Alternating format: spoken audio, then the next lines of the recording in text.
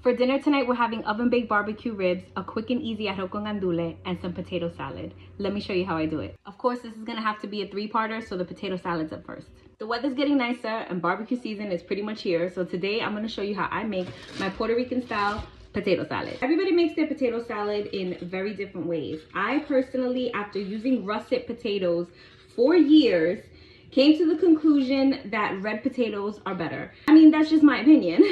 With red potatoes, you most definitely could leave the skin on. Also, chop your potatoes as big or as small as you like. I'm cutting mine about this size. I gave up. I don't know how people can cook with hair in their face.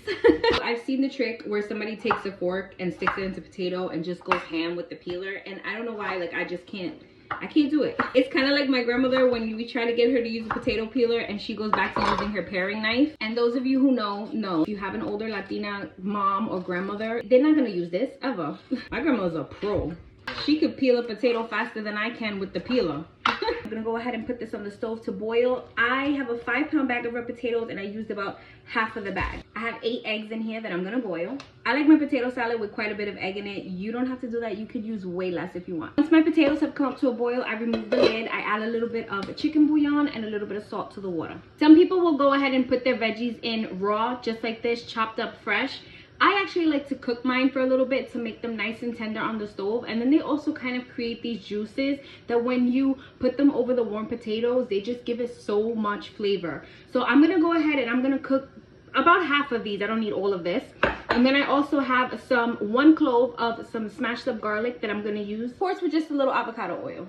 I don't like to put onions. If I did, I would definitely cook them down with this mixture here. You always want to add a little salt and pepper to your veggies just to draw out that moisture. You want your potatoes to be fork tender. What that means is you make sure you get one of the bigger potatoes that's in the pot, and once you can stick your fork all the way through, they're done. Also make sure you run your potatoes under some cold water to stop the cooking process. Pepper mixture is nice and soft. I'm gonna go ahead and add my garlic. I have some pimientos here that I'm gonna put in there. It's literally just like half of one, and with the juices I'm gonna go ahead and put that in there too.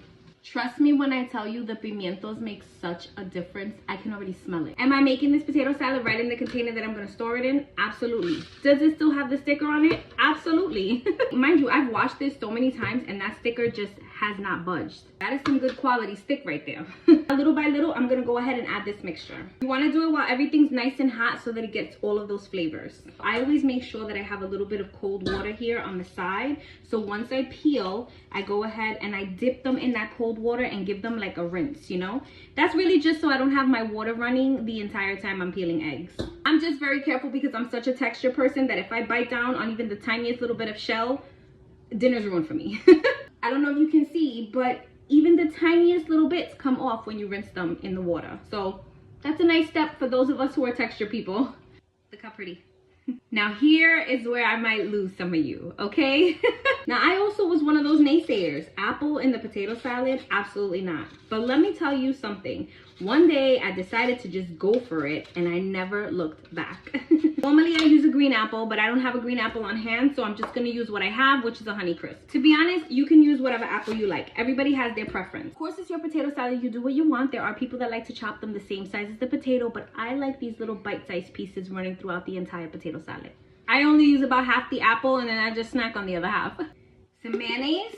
I'm using Hellmann's, of course, because it's my favorite, but you use whatever you like.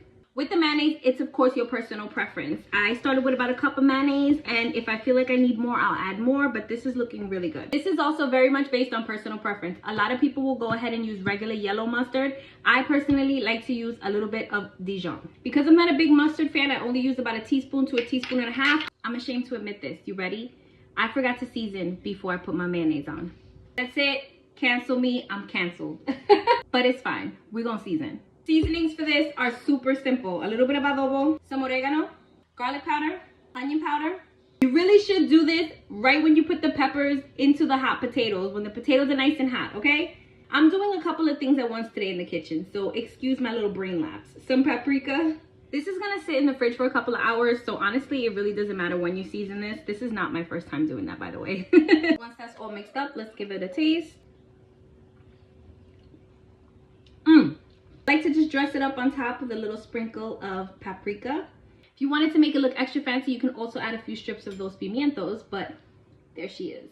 Now she goes into the fridge for a few hours until dinner's ready.